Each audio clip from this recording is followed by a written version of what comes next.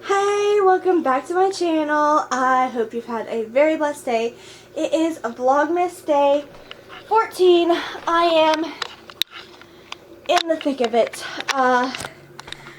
We are currently deep cleaning the house, and I have got virtually nothing done.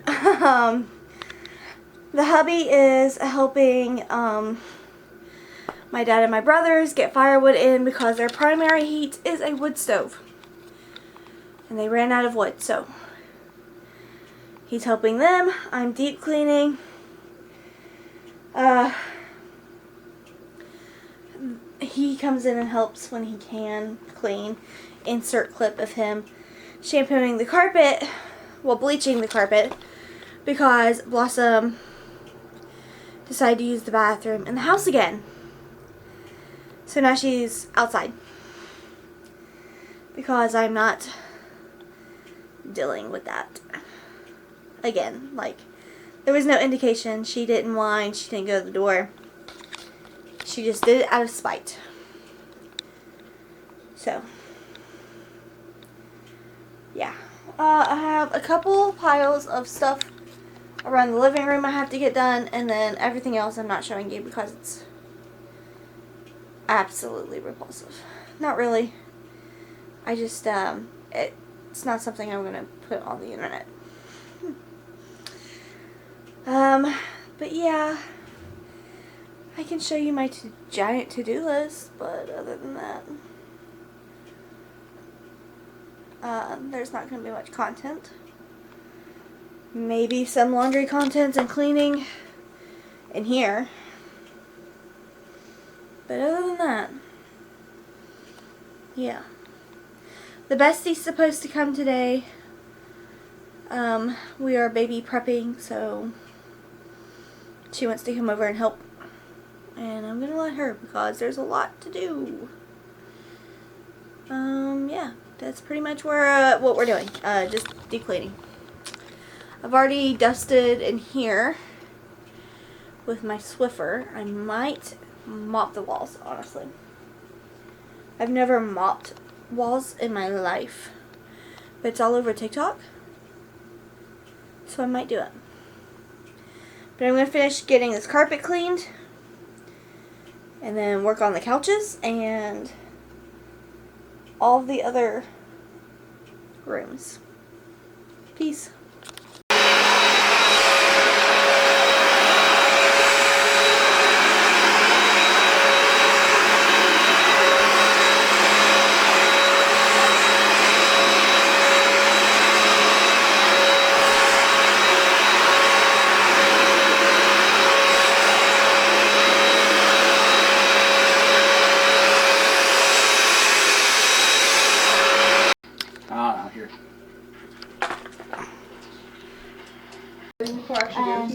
Vlogsgiving, not Vlogsmas, day 15 or 16, I can't remember. But yeah, Vlogsmas starts in December, and Vlogsgiving is something that I do on Okay, I got you. Thanksgiving. I don't remember what day we're on, to be honest. We are contracting. We've done all the tests and stuff. The process has started to being induced. It is going to be a very long night. So that's why we've been MIA, because we've been baby prepping the whole house. Stay tuned for updates. They can wait. Yeah, I can wait. They can wait. So, it's like 5-ish hours later. I don't even know.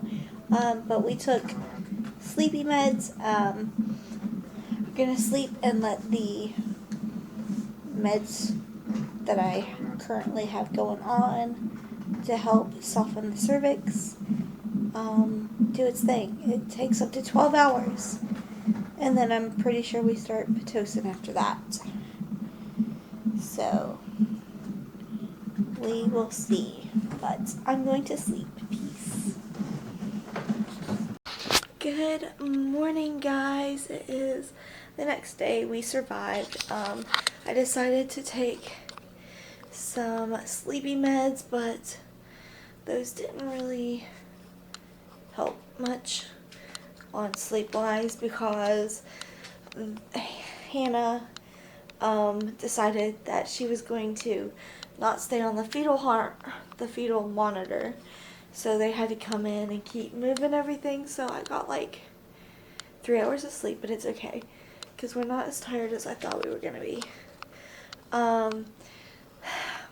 I am very, very, very slowly dilating. After that 12 hours, I am officially at a 1, but my cervix is still very hard, I guess you could say. But the nurse says it's favorable. We're on a 1-hour break, so I'm up, I can move around. I'm off of the IV, which is a killer. I hate needles. I hate IVs more. Mostly because it doesn't hurt necessarily when they first do it, but when the saline goes in, it hurts. We are contracting quite a bit, actually. Just from having that 12-hour medicine. Thankfully, I've slept through most of them, but they are amping up pretty fast. The hubby went to go get breakfast. We got approved to eat a light meal or a small meal before we start the Pitocin, and then it's game time. I mean, we're there. I am literally freezing right now. I was freezing all night last night, like to the point I was shivering.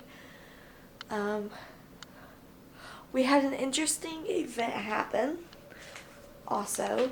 I don't know what happened, whether Hannah just decided to scare the nurses or what, but I was half asleep when I heard an OR code get called, like it said OR and then it was a room number, but I was half asleep, so I didn't hear the room number.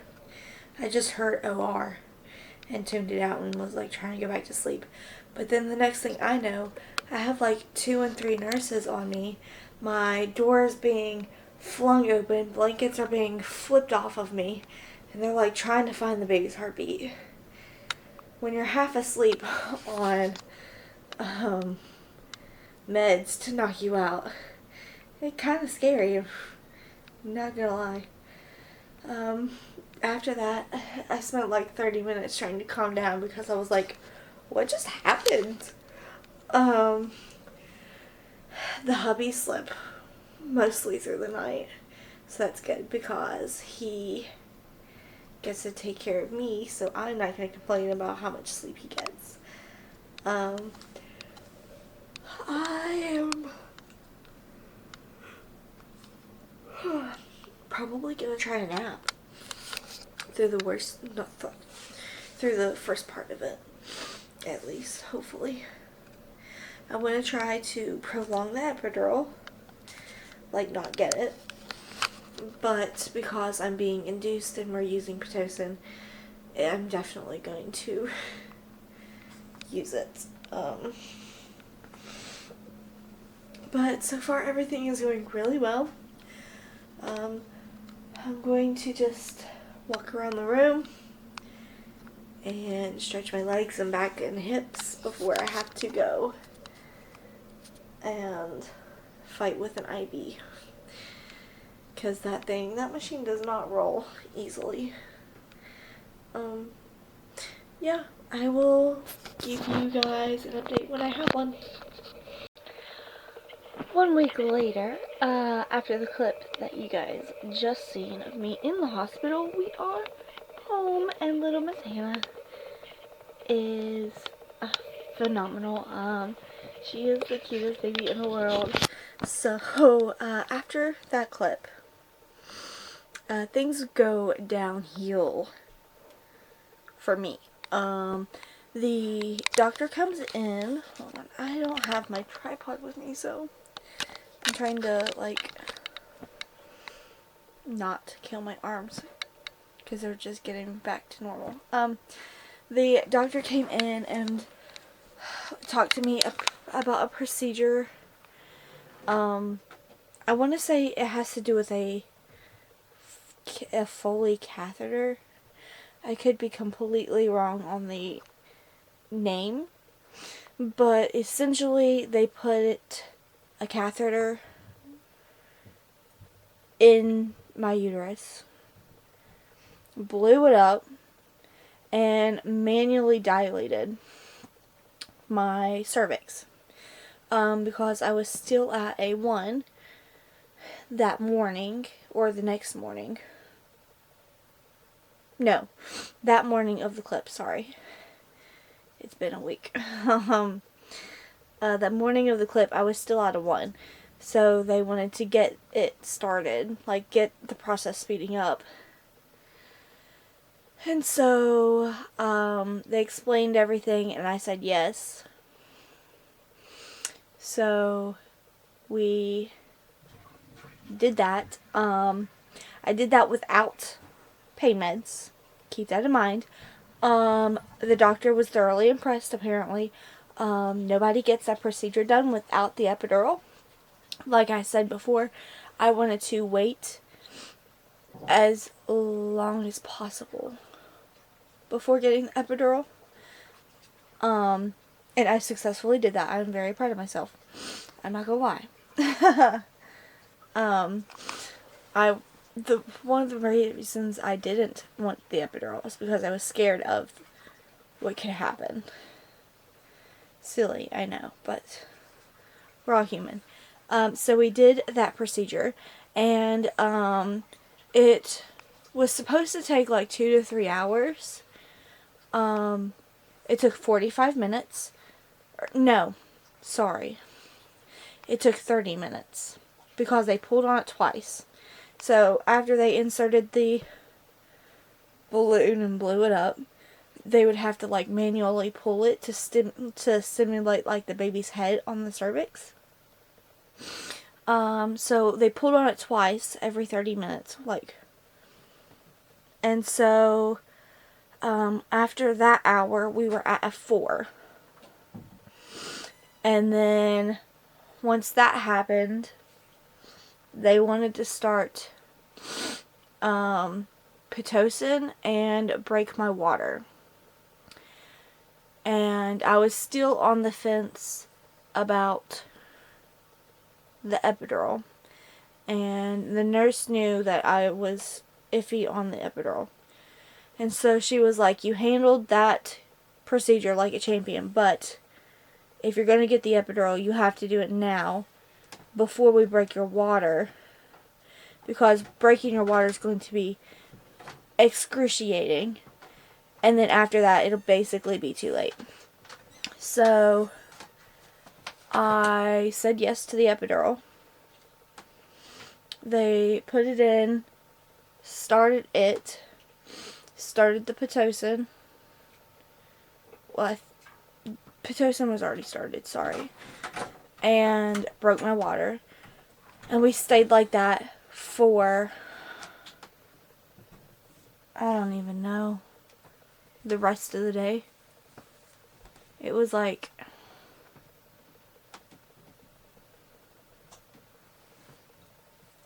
9, 10, 11.